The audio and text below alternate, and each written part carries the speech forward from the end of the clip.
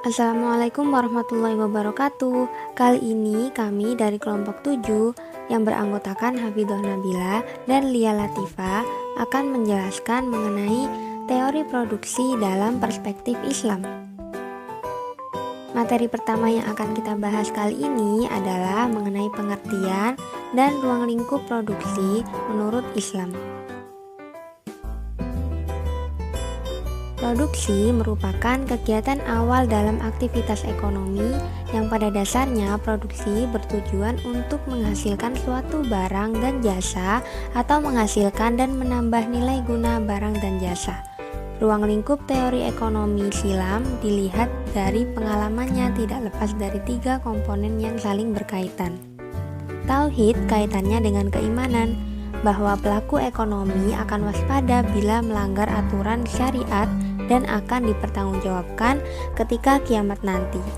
Muamalah berkaitan dengan kegiatan ekonomi yang tidak bisa lepas dari manusia dalam pemenuhan kebutuhannya. Ibadah di mana segala perbuatan yang dilakukannya berkaitan dengan ekonomi hendaknya bernilai ibadah dan berbuah pahala. Yang kedua adalah mengenai tujuan produksi menurut Islam.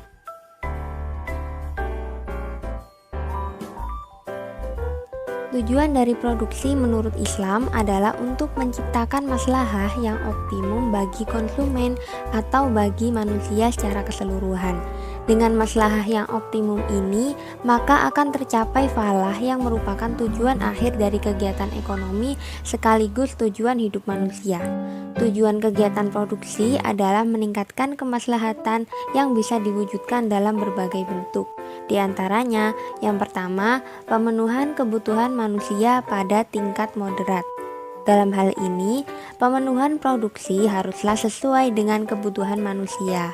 Memproduksi barang dan jasa secara berlebihan tidak saja menimbulkan misalokasi sumber daya ekonomi dan kemubaziran, tetapi juga menyebabkan terkurasnya sumber daya ekonomi secara cepat.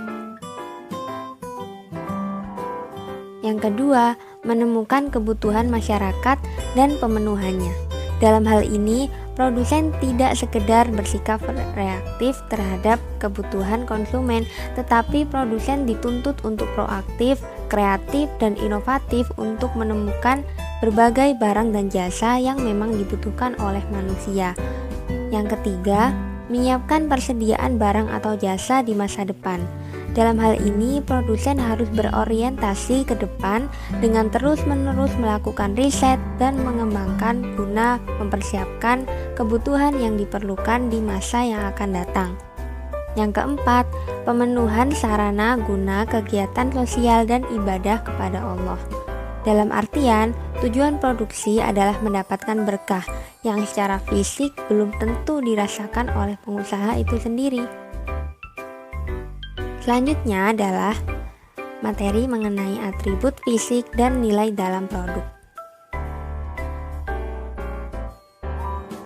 Atribut fisik yang melekat pada suatu barang, misalnya bahan baku pembuatannya, kualitas keawetan barang tersebut, bentuk atau desain barang, dan lainnya.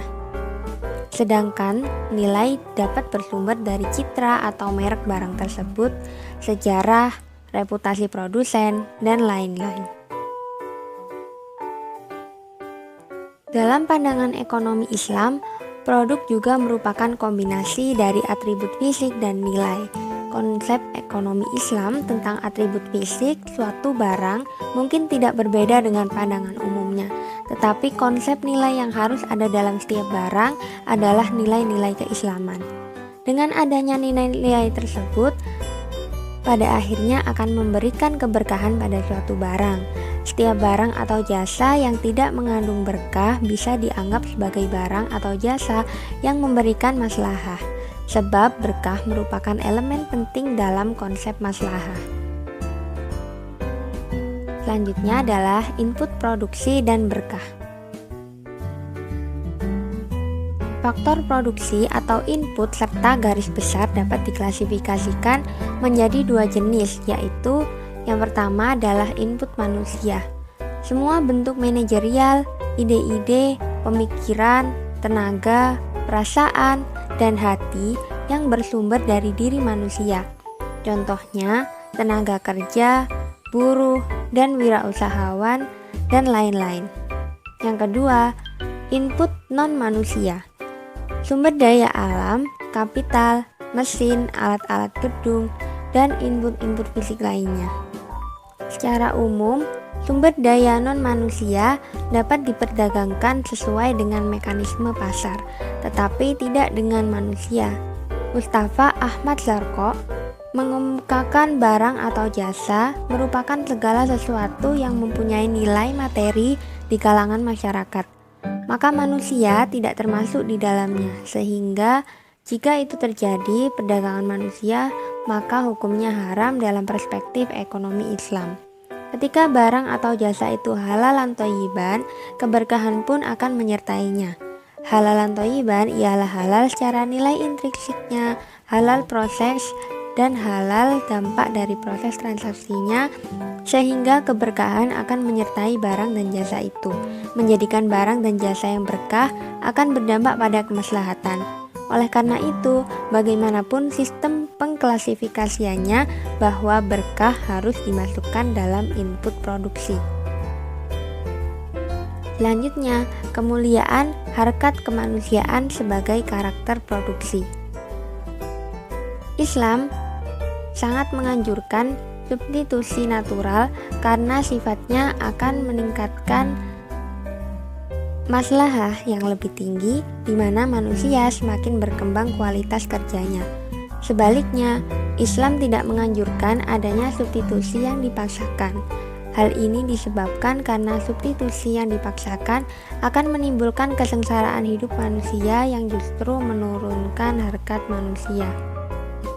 Selanjutnya, formulasi maslahah bagi produsen. Maslahah adalah segala bentuk keadaan baik material maupun non-material yang mampu meningkatkan kedudukan manusia sebagai makhluk yang paling mulia. Menurut As-Satibi, maslahah dasar bagi kehidupan manusia terdiri dari 5 hal, yaitu agama, jiwa, intelektual, keluarga, dan keturunan dan material. Kelima hal tersebut merupakan kebutuhan dasar manusia, yaitu kebutuhan yang mutlak harus dipenuhi agar manusia dapat hidup bahagia di dunia dan akhirat. Jika salah satu tidak seimbang, niscaya kebahagiaan hidup juga tidak tercapai dengan sempurna. Maslahah juga terdiri dari 2 kandungan, yaitu manfaat, fisik dan non-fisik, dan berkah. Dalam konteks produsen atau perusahaan yang menaruh perhatian pada keuntungan atau profit, maka manfaat ini dapat berupa keuntungan material. Keuntungan ini dapat dipergunakan untuk maslahah lainnya seperti maslahah fisik, intelektual, maupun sosial. Selanjutnya, penurunan kurva penawaran. Secara umum, tidak banyak perbedaan antara teori permintaan konvensional dengan Islami, sejauh hal itu dikaitkan dengan variabel atau faktor yang turut berpengaruh terhadap posisi penawaran. Bahkan bentuk kurva secara umum pada hakikatnya sama. Salah satu aspek penting yang memberikan suatu perbedaan dalam perspektif ini kemungkinan besar berasal dari landasan filosofi dan moralitas yang didasarkan pada premis nilai-nilai Islam. Yang pertama adalah bahwa Islam memandang manusia secara umum, apakah sebagai konsumen atau produsen, sebagai suatu objek yang terkait dengan nilai-nilai. Yang kedua adalah norma-norma Islam yang selalu menemani kehidupan manusia, yaitu halal dan haram.